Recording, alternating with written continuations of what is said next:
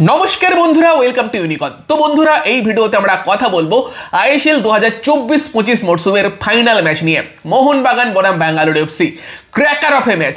মানে মোহনবাগান ব্যাঙ্গালুরু এই ম্যাচটা দেখার জন্য মানুষ অপেক্ষা করে থাকে, আর সেটা যদি ফাইনালে হয় তার থেকে বেটার কিছু হয় না। মোহনবাগান দারুণ খেলেছে এই মরসুম, আইএসএল শিল্ড জিতেছে সব থেকে সেরা টিম হিসেবে। দেন জামশেদপুরের সঙ্গে যেভাবে কামব্যাক করে মোহনবাগান ফাইনাল এসেছে অনবদ্য। মোহনবাগান টিম তো এই মরসুমে ইন্ডিয়ান ফুটবলের সব থেকে সেরা টিম, বাট ব্যাঙ্গালোর এফসিও পিছিয়ে নেই। ব্যাঙ্গালোর এফসিও কিন্তু একটা সময় আইএসএল শিল্ডের দৌড়েছিল, মোহনবাগানকে 3-0 হারিয়েছিল নিজেদের ঘরের মাঠে। বাট দেন ব্যাঙ্গালোর এফসির কিন্তু মোমেন্টাম হারিয়ে ফেলে। এই টাইপের বড় লিগে মোমেন্টাম ধরে রাখাটা সব থেকে ইম্পর্টেন্ট হয়। মোহনবাগান সেই মোমেন্টামটা ধরে রেখেছিল, যেটা ব্যাঙ্গালোর এফসি ধরে রাখতে পারেনি। মাঝখানে একটা খারাপ ফেস এসেছে, ব্যাঙ্গালোর এফসি কিন্তু পিছিয়ে পড়েছিল, এবং সেই ব্যাঙ্গালোর এফসি কিন্তু আবার দেখে মনে হচ্ছে মরসুমের শেষ সময়ে এসে আবার জ্বলে উঠেছে। মরসুমটা যেরকম শুরু করেছিল সেই টাইপের ফর্মে কিন্তু ব্যাঙ্গালোর এফসিও আছে। আর এই সময় দাঁড়িয়ে মোহনবাগান তারাও নিজেদের টপ ফর্মে, ব্যাঙ্গালুরু তারাও নিজেদের টপ ফর্মে। তো ক্র্যাকার অফ এ ম্যাচ তো হতেই চলেছে, এবং খেলাটা হবে যুবভারতী ক্রীড়াঙ্গন স্টেডিয়ামে। মানে মোহনবাগান ফ্যানেরা অ্যাটমসফিয়ারটাও সেরকম করে রাখবে। মানে এই টাইপের ফাইনালের জন্য আমরা ওয়েট করে থাকি। আইএসএল এ মোহনবাগান বনাম ব্যাঙ্গালোর এফসি ফাইনাল কিন্তু 2022-23 মরসুমে হয়েছে, যখন মোহনবাগানের কোচ ছিল জুয়ান ফেরান্দো, এবং সেই ফাইনালটা কিন্তু মোহনবাগান জিতেছিল পেনাল্টি শুট আউটে গিয়ে। এই ম্যাচেও সেটা হতে পারে। ফাইনালে গিয়ে হয়তো গুরপ্রীত সিং সান্ধু নাকি বিশাল কাইত, তাদের উপর কিন্তু ডিপেন্ড করে থাকতে পারে যে এই ট্রফিটা, আইএসএল কাপ ট্রফিটা কোন দল তুলতে চলেছে। এবং রিসেন্টলি একটা ব্যাপারও ঘটেছে, যখন ইন্ডিয়ান ন্যাশনাল টিমের ম্যাচ হলো, বিশাল কাইত কিছু ভুল করেছিল, এবং তারপর একটা গুরপ্রীতের আর কি ক্রিপ্টিক পোস্ট ছিল যেটা বিশাল কাইতকে টার্গেট করে। তো কে সেরা, গুরপ্রীত নাকি বিশাল কাইত? অবভিয়াসলি রিসেন্ট ফর্মে বিশাল কাইতই, তবে সেটার আরও একবার লড়াই কিন্তু এই ফাইনাল ম্যাচে হতে চলেছে। গুরপ্রীত কিন্তু রিসেন্টলি আবার ভালো ফর্মে ফিরে এসেছে, তো সেটাও কিন্তু এই ম্যাচের একটা ভীষণ গুরুত্বপূর্ণ লড়াই হতে পারে, গুরপ্রীত সিং সান্ধু বনাম বিশাল কাইত। কারণ এটা এমন একটা ম্যাচ যেই ম্যাচটা কিন্তু extra time, penalty shoot out অব্দি যেতে পারে। ব্যাঙ্গালোর এফসির সঙ্গে মোহনবাগানের এই মরসুম ম্যাচের কথাগুলো বললে, ব্যাঙ্গালোরের ঘরের মাঠে মোহনবাগান 3-0 হেরে এলেও মোহনবাগানের ঘরের মাঠে মানে ওয়াইবিকে স্টেডিয়ামে, যেটাকে এখন আমরা মোহন ভারতীয় বলছি, যেভাবে আর কি মোহনবাগান এই স্টেডিয়ামে ম্যাজিক দেখাচ্ছে, একটা ম্যাজিক্যাল মোমেন্ট কিন্তু আমাদের লিস্টন কোলাসি উপহার দিয়েছিল। আলবার্তো দিয়েছে, লাস্টবার আপুইয়া দিয়েছে, লিস্টনও আমাদের দিয়েছিল ব্যাঙ্গালোর এফসির এগেনস্টে। মনে আছে 1-0 মোহনবাগান জিতেছিল, কি গোলটাই না লিস্টন করেছিল। তো ওটা কিন্তু একটা ভীষণ গুরুত্বপূর্ণ ম্যাচ ছিল শিল্ডের দৌড়ে, যে ম্যাচটা লিস্টনের গোলে মোহনবাগান জিতেছিল। ওই টাইপের একটা ব্যাঙ্গার যদি আমরা দেখতে পাই মোহনবাগানের তরফ থেকে, মন্দ হয় না। তবে আশা করছি এই ম্যাচটা কিন্তু হাই স্কোরিং ম্যাচ হয়তো হবে না। এই ম্যাচে দুটো ভালো দল যাদের ডিফেন্স স্ট্রং, এবং সেখানে কিন্তু হাই স্কোরিং ম্যাচ না হওয়ার সম্ভাবনাই আমার মনে হয় বেশি। বিশাল হাই স্কোরিং ম্যাচ কিন্তু এক্সপেক্ট করছি না। বাকি মোহনবাগানের লক্ষ্য থাকবে অবভিয়াসলি শিল্ডের পাশাপাশি ট্রফিটা জেতা। মোহনবাগান লাস্ট মরসুম শিল্ড জিতেছে, তার আগের মরসুম আইএসএল ট্রফি জিতেছে। এই মরসুম চাইবে দুটোই একসাথে জিততে, যেটা লাস্ট মরসুমে মোহনবাগান করতে পারতো, বাট ফাইনালে গিয়ে কিন্তু মুম্বাইয়ের কাছে মোহনবাগান হেরে যায়। মোহনবাগান চাইবে না এই মরসুম সেটা আবার যেন কন্টিনিউ হোক, এবং এখন অবধি মোহনবাগানের ভাগ্য কিন্তু এই মরসুমেও খুব ভালো গিয়েছে। মোহনবাগান ভালো ফুটবলও খেলেছে, ভাগ্যও কিন্তু মোহনবাগানের সঙ্গে থেকেছে, তাই নয় কি? ফলে কিন্তু মোহনবাগান ফ্যানেরা আশা দেখতেই পারে। বাট হ্যাঁ, যেটা বলছি যে ব্যাঙ্গালোর এফসি কিন্তু ভালো ফর্মে আছে। এবার আমরা যদি মোহনবাগান আর ব্যাঙ্গালোর এফসি দুটো দলকে পাশাপাশি রেখে তুলনা করি, দুটো দলের প্লেইং 11কে পাশাপাশি রেখে, আশা করছি ব্যাঙ্গালোর এফসি এবং মোহনবাগান দুটো টিম এই টাইপের লাইন আপ নিয়ে যাবে। এবার যদি আমরা ডিফেন্সের দিকে তাকাই, সেখানে কিন্তু অবভিয়াসলি গোলে তো বিশাল কাইত, এদিকে গুরপ্রীত সিং সান্ধু। মোহনবাগান ডিফেন্সে কিন্তু দুজন ফরেন ডিফেন্ডার থাকবে, টম আলড্রেড, আলবার্তো রড্রিগেজ, তার সঙ্গে সুভাশিস বোস লেফট ব্যাক, আশিস রাই রাইট ব্যাক। সেখানে কিন্তু ব্যাঙ্গালোর এফসি যাবে অল ইন্ডিয়ান ডিফেন্স নিয়ে। তবে অল ইন্ডিয়ান ডিফেন্স নিয়ে গেলেও কিন্তু ব্যাঙ্গালোর এফসির ডিফেন্স যথেষ্ট ভালো, যেখানে কিন্তু চিংলেন সামে সিং বা রাহুল ভেকের মতো দুজন ভালো ডিফেন্ডারের পাশাপাশি left back Naorem Roshan Singh, right back Namgyal Bhutia, যারা কিন্তু কন্টিনিউয়াসলি ওভারল্যাপে যাবে, তাদের অ্যাটাককে সাপোর্ট করবে। সেখানে কিন্তু ব্যাঙ্গালোর এফসিরও ডিফেন্স ভালো আছে। মিডফিল্ডের কথায় চলে এলে, ব্যাঙ্গালোর এফসির ডিফেন্সিভ মিডফিল্ডের রোলটা কিন্তু মেনলি প্লে করে পেদ্রো ক্যাপো, যেখানে মোহনবাগান দলে আমরা দেখতে পাই হচ্ছে আপুইয়াকে। এবার ব্যাঙ্গালোর এফসির কাছে সেখানে একটা বিদেশি প্লেয়ার আছে, মোহনবাগানের কাছে একটা ইন্ডিয়ান প্লেয়ার আছে, বাট পারফরমেন্সের বিচারে পেদ্রো ক্যাপো হয়তো অনেক বড় জায়গা থেকে খেলে এসেছে, বাট আপুইয়া ডেফিনেটলি এই মরসুম ওই জায়গাতে খেলার সেরা ফুটবলার। তো সেখানে আপুইয়া কিন্তু অবভিয়াসলি একটা অ্যাডভান্টেজে থাকবে। তার পাশে হয়তো পেদ্রো ক্যাপোর পাশে সুরেশ খেলতে পারে, এদিকে আপুইয়ার পাশে থাপা খেলতে পারে, দুজনই কোয়ালিটি প্লেয়ার। তবে সুরেশের একটা কিন্তু ইঞ্জুরিও লেগেছিল আগের দিন, খেলার মাঝখানেই তাকে তুলে নিতে হবে ফার্স্ট হাফে। তার ইঞ্জুরি কতটা ঠিকঠাক আছে সেই দিকে নজর থাকবে। যদি সুরেশ খেলতে না পারে, ব্যাঙ্গালোর এফসির জন্য কিন্তু একটা বড় ধাক্কা হতে পারে। তবে মেবি তারা কিন্তু ফানাইকে ইউজ করতে পারে, যেও ঠিকঠাক খেলেছে। সেখানে কিন্তু মোহনবাগান টিমে খেলবে থাপা, যেটা আগেই বললাম। বাকি ব্যাঙ্গালোর এফসি সব থেকে গুরুত্বপূর্ণ প্লেয়ারটা কিন্তু তাদের attacking midfielder Alberto Noguera. Alberto Noguera এই ব্যাঙ্গালোর এফসির পুরো টিমটাকে চালায়। নোগুয়েরা পুরো খেলাটাকে কন্ট্রোল করে মাঝমাঠ থেকে। যত ব্যাঙ্গালোর এফসির অ্যাটাক সব কিন্তু আলবার্তো নোগুয়েরার থ্রুতেই হয়। যেই জায়গাতে মোহনবাগান দলও আর একটা কোয়ালিটি প্লেয়ার থাকবে গ্রেগ স্টুয়ার্ট। গ্রেগ স্টুয়ার্টের মরসুমের শুরুটা দারুণ হয়েছিল, তারপর হয়তো ইনজুরি কিছুটা ঠিকঠাক গিয়েছে, বাট সেই তুলনায় কিন্তু আলবার্তো নোগুয়েরা কন্টিনিউয়াসলি পারফরমেন্স দিয়ে গিয়েছে। এবং ওই জায়গাতে কিন্তু ব্যাঙ্গালোর এফসি একটা অ্যাডভান্টেজ হোল্ড করতে পারে যে আলবার্তো নোগুয়েরার মতো একটা কোয়ালিটি প্লেয়ার কিন্তু তাদের টিমে আছে। নোগুয়েরাকে আটকানো কিন্তু মোহনবাগান দলের সব থেকে বড় চ্যালেঞ্জ হতে চলেছে, কারণ এই আলবার্তো নোগুয়েরাই কিন্তু ব্যাঙ্গালোর এফসির হয়ে মেন অ্যাটাকগুলো ক্রিয়েট করে। দারুণ প্লেয়ার, কোয়ালিটি আছে, বল দিয়ে তোমার মানে ড্রাইভও করে, রান করে, প্লাস তার সঙ্গে সঙ্গে তার ভিশনটা খুব ভালো, কোয়ালিটি আছে ভাই। তো আলবার্তো নোগুয়েরা কিন্তু মোহনবাগানের জন্য সব থেকে বড় চ্যালেঞ্জ হতে চলেছে। আর যদি আমরা আপফ্রন্টের কথা বলি, সেখানে ব্যাঙ্গালোর এফসি আগের দিন আমরা দেখেছিলাম জর্জে পেরেইরা ডিয়াজ, তার সঙ্গে তোমার এডজার মেন্ডেজ এবং শিবাশক্তির সঙ্গে স্টার্ট করেছিল। এবং মেবি তোমার জর্জে পেরেইরা ডিয়াজ, এডজার মেন্ডেজ এই প্লেয়ারগুলো ওয়ার্কলোড নিয়ে খেলে, অপোনেন্টের ডিফেন্সকে প্রেস করে, সেটা হয়তো স্ট্র্যাটেজি ছিল, যেহেতু গোয়ার এগেনস্টে অলরেডি ব্যাঙ্গালোর এফসি 2-0 এগিয়ে ছিল নিজেদের ঘরের মাঠে। বাট আই থিঙ্ক ফাইনালে সেই স্ট্র্যাটেজি কিন্তু চেঞ্জ হবে। এডজার মেন্ডেজ হয়তো অ্যাজ এ নম্বর 9 স্টার্ট করবে, বাট তার পাশাপাশি রায়ান উইলিয়ামস ব্যাঙ্গালোর এফসির অ্যাটাকের অন্যতম বড় শক্তি, আরও এক প্লেয়ার যে কিন্তু ব্যাঙ্গালোর এফসি দলকে এই বছর দারুণ হেল্প করেছে, সে স্টার্ট করতে পারে। আর তার সঙ্গে কি আরেকজন অ্যাটাকার সুনীল ছেত্রী হবে। সুনীলকে রিসেন্টলি আমরা দেখতে পাচ্ছি ব্যাঙ্গালোর এফসির কোচ অ্যাজ এ সাবস্টিটিউট নিয়ে আসছে, বাট ফাইনালের মতো ম্যাচ মোহনবাগানের এগেনস্টে সুনীলের এক্সপিরিয়েন্সটাকে কাজে লাগানোর চেষ্টা করতে পারে, সুনীলের সঙ্গেও স্টার্ট করতে পারে। তবে এই ম্যাচটা যেটা আমরা বলছি যে এই ম্যাচটা প্রথম 60-65 মিনিটে শেষ হবার মতো ম্যাচ নয়। সাবস্টিটিউট বেঞ্চে যারা থাকবে তাদেরও বিশাল একটা বড় রোল থাকবে, বিশেষ করে ম্যাচ যদি এক্সট্রা টাইমে যায় অনেক বিশাল বড় রোল থাকবে।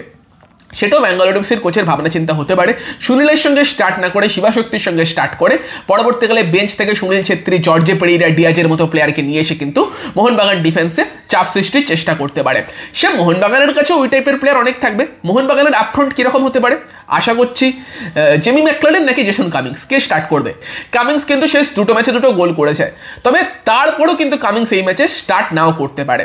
শুনে একটু অবাক লাগতে পারে, বাট এই মরসুমে আমরা দেখেছি বারবারই কিন্তু জোসে মলিনা মোহনবাগানের যে বেঞ্চ স্ট্রেংথ আছে সেটাকে ফ্লেক্স করেছে, যে আমার কাছে আছে প্লেয়ার, আমার কাছে যে প্লেয়ারটা বেঞ্চেও আছে সেও আর কি সমান কোয়ালিটি নিয়ে আসে। এটা আমরা দেখেছি, মলিনা কিন্তু বেঞ্চ স্ট্রেংথটাকে ফ্লেক্স করছে। বাট এবং সেখানেই এমনও হতে পারে যে কামিংস লাস্ট দুটো ম্যাচে দারুণ খেলার পরেও কামিংসকে বেঞ্চে রেখে মোহনবাগান কিন্তু গ্রেগ স্টুয়ার্ট এবং জেমি ম্যাকক্লেডেন কম্বিনেশনের সঙ্গে স্টার্ট করতে পারে। তবে কামিংসের যে স্টার্ট না করলে রোল থাকবে না বা দিমিত্রি পেত্রাদোসের মতো প্লেয়ারের রোল থাকবে না সেটা নয়, কারণ এই ম্যাচটা যেটা আগেই বললাম যে 90 মিনিটসের পরেও চলতে পারে, সেখানে কিন্তু সাবস্টিটিউট প্লেয়ারদের একটা বড়সড় রোল থাকতে পারে। বাট আমি কেন বলছি কামিংসের সঙ্গে মোহনবাগান নাও যেতে পারে, কারণ জেমি ম্যাকক্লেডেনের মতো প্লেয়ার সে গতিতে অপারেট করে এবং জামশেদপুর যে টাইপের ডিপ ডিফেন্স করে অতটা ডিপ ডিফেন্স কিন্তু ব্যাঙ্গালুরু করে না, ফলে জেমি ম্যাকক্লেডেনের গতিটা তোমার কাজে আসতে পারে। এবং যেহেতু মানে কম টাইমে মোহনবাগান 3টে ম্যাচ খেলছে, কন্টিনিউয়াসলি ম্যাচ খেলছে, এবং সেখানে জামশেদপুর ম্যাচের পর এই ম্যাচের রিকভারির টাইম খুব একটা বেশি নেই, বা জামশেদপুরের সঙ্গে প্রথম লেগের ম্যাচটার পর দ্বিতীয় লেগের ম্যাচটাকেও খুব বেশি রিকভারি টাইম ছিল না, এবং সেই দুটো ম্যাচেই কামিংস স্টার্ট করেছে। ফলে এই ম্যাচে কামিংসের সঙ্গে স্টার্ট না করে কিন্তু স্টার্ট করতে পারে সে ম্যাকক্লেডেনের সঙ্গে, যে কামিংস একটু হয়তো টায়ার্ড থাকতে পারে, সেই জায়গাতে আমরা একটা ফ্রেশ কম্বিনেশনের সঙ্গে স্টার্ট করি। ম্যাকক্লেডেনও আগের দিন খেলেছে, বাট সেখানে ম্যাকক্লেডেনের সঙ্গে স্টুয়ার্টকে স্টার্ট করাতে পারে, কারণ স্টুয়ার্ট কিন্তু অনেক বেশি ফ্রেশ থাকবে, সে কিন্তু লাস্ট ম্যাচে একদম ইউজই হয়নি। তো আই থিঙ্ক স্টুয়ার্ট কিন্তু এই ম্যাচে স্টার্ট করতে পারে, তার সঙ্গে কামিংস নাকি ম্যাকক্লেডেন সেই দিকে নজর থাকবে। একটা আমার ফিলিং আসছে ম্যাকক্লেডেনই হয়তো স্টার্ট করতে চলেছে। বাকি মোহনবাগান উইঙ্গারদের কথা বললে, যখন এই টাইপের ক্লোজ ম্যাচ হয় আমরা দেখেছি উইঙ্গারদেরও ঘুরিয়ে ফিরিয়ে খেলতে, বাট ফাইনালের মতো ম্যাচ মানে লিস্টন তো খেলবেই। লিস্টন কোন উইংয়ে খেলবে সেটা একটা দেখার বিষয় হবে, কারণ আগের দিনের ম্যাচে লিস্টন খেলেছিল রাইট উইংয়ে, যেখানে আশিক লেফট উইংয়ে খেলেছিল। তবে মেবি এই ম্যাচে কিন্তু লিস্টনকে বাঁদিকের উইং দিয়ে স্টার্ট করি আমরা মনবীর সিংকে দেখতে পেতে পারি। মনবীর হয়তো স্টার্ট করার মতো জায়গাতে চলে যাচ্ছে, নয়তো আশিককে বাঁদিকে রেখে লিস্টন ডান দিকে খারাপ অপশান না, সেটাও করতে পারে যদি মনবীর স্টার্ট করার মতো জায়গাতে না থাকে। মেবি সাহালকে হয়তো অ্যাজ এ উইঙ্গার ইউজ করবে না এই ম্যাচে। তো সেখানে দুটো দলের প্লেইং 11 এরকম হতে পারে, এবং কোথায় কোন দলের শক্তি সেটাও আমরা আলোচনা করলাম। কি ব্যাটেলের কথা বলে কোন কোন কি ব্যাটেলগুলোর দিকে আমাদের নজর থাকবে, সেখানে ডেফিনেটলি যেটা ফার্স্টেই বললাম যে আপুইয়া ভার্সেস আলবার্তো নোগুয়েরা, সেটা কিন্তু এই ম্যাচের মেন কি ব্যাটেল হতে চলেছে। আপুইয়া তো আগের দিন মোহনবাগানকে গোল করেও জিতিয়েছে, বাট আপুইয়ার এই ম্যাচে মেন কাজটা হবে আলবার্তো নোগুয়েরাকে আটকানো। তারই সঙ্গে সঙ্গে এডজার মেন্ডেজের সঙ্গে তোমার টম আলড্রেড বলো বা আলবার্তো রড্রিগেজ বলো, তাদের লড়াইটাও দেখার মতো হবে, কারণ এডসার মেন্ডেজ কিন্তু ছেড়ে দেবার পাত্র না, একদম ফিজিক্যাল খেলতে পছন্দ করে। আর মোহনবাগানের দুই ডিফেন্ডারই ফিজিক্যাল। আলবার্তোর ফিজিক্যালিটি নিয়ে আমরা বারবার কথা বলি, বাট টম কিন্তু রীতিমতো ফিজিক্যাল ফুটবল খেলে।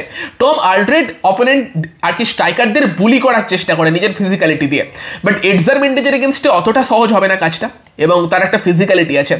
এবং মোহনবাগান অ্যাকচুয়ালি যেই ম্যাচটায় 3 গোল খেয়েছিল ওই ম্যাচে আলবার্তো ছিল না, এবং এডসার মেন্ডেজ কি করেছিল, দীপেন্দু বিশ্বাস ওই ম্যাচটায় স্টার্ট করেছিল, তার দিক দিয়ে অ্যাটাক করছিল, তাকে ফিজিক্যালিটিতে কিন্তু বিট করছিল। বাট এই ম্যাচে এডসার মেন্ডেজের জন্য কিন্তু কাজটা সহজ হবে না, কারণ একদিকে টম থাকবে, একদিকে আলবার্তো থাকবে। আগের দিন টম জাভিকে চ্যালেঞ্জটা করেছিল, দেখেছো তো, পুরো একদম পা ভেঙে দেবার মতো চ্যালেঞ্জ ছিল। ফলে কিন্তু এডসার মেন্ডেজ ভার্সেস টম এবং আলবার্তো সেটা একটা ভীষণ ভালো লড়াই কিন্তু এই ম্যাচের হতে চলেছে। বাকি রায়ান উইলিয়ামস বনাম সুভাশিস বোস, সুভাশিস হয়তো রায়ানের এগেনস্টে কিছুটা ফিজিক্যাল খেলার চেষ্টা করবে, এবং রায়ান গতিতে অপারেট করে, quality player, class player. Subhasish যদি ম্যাচের 20-25 মিনিটের মধ্যে একটা হলুদ কার্ড দেখে নেয়, মোহনবাগান চাপে পড়তে পারে। রায়ান উইলিয়ামসকে আটকানোটা একটু সমস্যার হতে পারে। লিস্টন বা আসিক যেই খেলুক না কেন ওই দিকে সাপোর্ট দিতে হবে, কারণ রায়ান উইলিয়ামসের পাশাপাশি নামগ্যাল ভুটিয়া টাইপের প্লেয়ারও কিন্তু ওভারল্যাপে আসে। আবার সেটা মোহনবাগানের জন্য সুযোগও তৈরি করতে পারে। লিস্টনের মতো প্লেয়ার বা আসিকের মতো প্লেয়ার যারা গতিতে অপারেট করে, ওই দিক দিয়ে কিন্তু ব্যাঙ্গালোর এফসির ডিফেন্স ওপেন হতে পারে যখন নামগ্যাল ভুটিয়ার মতো প্লেয়ার ওভারল্যাপে আসবে সেই সময়।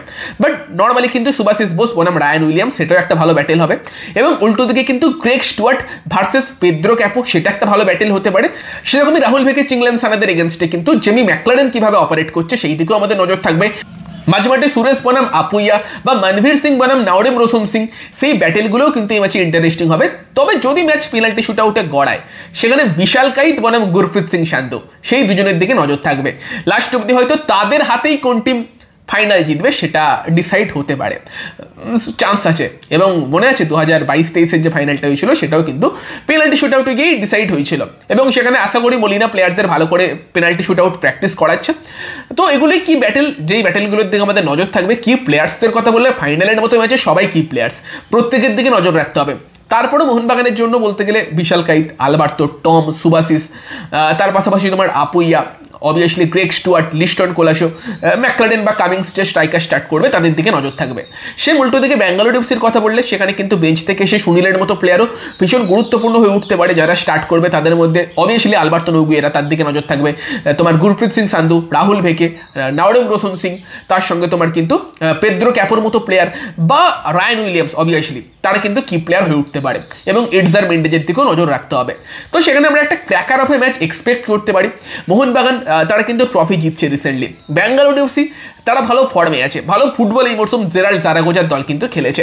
কিন্তু ব্যাপারটা হচ্ছে যে ব্যাঙ্গালোর এফসির যখন উত্থান হয়েছিল, ভারতীয় ফুটবলে যখন ব্যাঙ্গালোর এফসি এসেছিল, তখন আমরা ভাবতাম ব্যাঙ্গালোর এফসি মানেই ট্রফি, তারা ট্রফির জন্যই খেলে, এতটা সাকসেসফুল দল ছিল।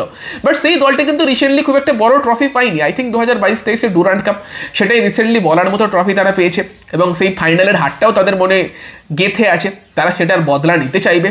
এবং সেখানে কিন্তু পার্থ জিন্দাল, মানে যারা ব্যাঙ্গালোর এফসির ওনার্স, তারাও বেশি করে চাইবে যেন ট্রফি যেতে, সুনীল ছেত্রীও চাইবে। তো ব্যাঙ্গালোর এফসি কিন্তু একদম পুরো দমে ঝাঁপাবে। মোহনবাগান একটা শিল্ড জিতেছে, ব্যাঙ্গালোর এফসি কিচ্ছু জেতেনি, তাদের মধ্যে জেতার ইচ্ছাটা অনেক বেশি থাকবে। তবে যুবভারতী ক্রীড়াঙ্গন স্টেডিয়ামে যেখানে নিজেদের একটা বিশাল বড় সমর্থন থাকবে, সেখানে যদি মোহনবাগান প্লেয়ার্সরা নিজেদের নার্ভটা ধরে রাখতে পারে, নিজেদের সেরা খেলাটা খেলতে পারে, কোয়ালিটি মোহনবাগান সাইডে বেশি আছে, মোহনবাগান কিন্তু জিতে মাঠ ছাড়তে পারে। বাট দেখো, আমি তাও বলবো যে কোয়ালিটি মোহনবাগানের দিকে বেশি থাকলেও মানে বিশাল কিছু ডিফারেন্স নেই, সেটা হয়তো 50-48 এই টাইপের। মোহনবাগানের দিকে আমি এগিয়ে রাখবো। ব্যাঙ্গালোর এফসিও ভালো ফর্মে আছে, আমি এই ব্যাঙ্গালোর এফসি টিমকে কোনোভাবেই হালকাভাবে মোহনবাগান নিক সেটা চাই না। ভীষণ কঠিন প্রতিপক্ষ কিন্তু ব্যাঙ্গালোর এই ফাইনালে হতে পারে, কোয়ালিটি তাদের টিমেও আছে। রায়ান উইলিয়ামস, আলবার্তো নৌগুয়েরার মতো প্লেয়ার বা সুনীল ছেত্রী নিজেদের দমে যে কোনো সময় ম্যাচের রং পাল্টে দিতে পারে, যে কোনো সময় গোল করতে পারে, নজরে রাখতে হবে। দারুণ ফাইনাল হতে চলেছে, আমি তো ভীষণ এক্সাইটেড। তোমরা এই ফাইনাল নিয়ে কতটা এক্সাইটেড কমেন্টে জানিও। তোমাদের কি মনে হয় ম্যাচের রেজাল্ট কি হবে? ম্যাচ কি 90 মিনিটসে শেষ হবে, নাকি লাস্ট অব্দি গিয়ে পেনাল্টি শুট আউটে যাবে? কমেন্টে তোমাদের মতামত জানিও। ভিডিওটা ভালো লাগলে ভিডিওটাকে লাইক করে দিও, শেয়ার করে দিও। আমাদের চ্যানেলে প্রথম পড়লে আমাদের চ্যানেলটিকে সাবস্ক্রাইব করে তার পাশের বেল আইকনটাকে অন করে দিও। তো চলো গাইস, এই ভিডিওতে এই পর্যন্তই। Bye bye.